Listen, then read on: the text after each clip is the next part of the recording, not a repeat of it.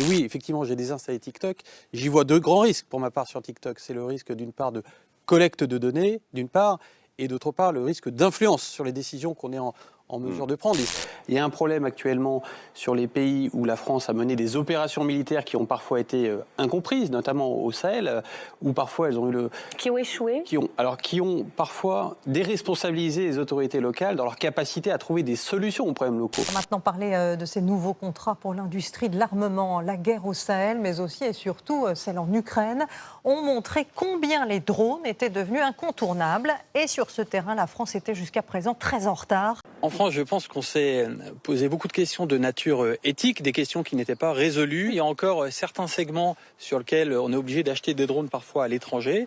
Et donc effectivement, on est en train de rattraper ce retard. La vraie arme des démocraties, ce serait l'éducation, le fait que chacun soit éclairé. Mais comme on sait que cette arme n'est pas parfaite, malheureusement, on est obligé de prendre des mesures coercitives. Et là, on peut faire le parallèle avec la suspension de RT et Sputnik en France. En fait, en réalité, si on était totalement tranquille, on se serait dit, mais nos citoyens sont parfaitement éclairés, ils ne tomberont pas dans le panneau de la propagande russe au travers de ces chaînes. Pour moi, un réel honneur, un plaisir que de pouvoir ici rencontrer les représentants de l'Assemblée nationale. Chers collègues présidents, c'est pour nous un très grand plaisir d'être ici aujourd'hui à Bruxelles.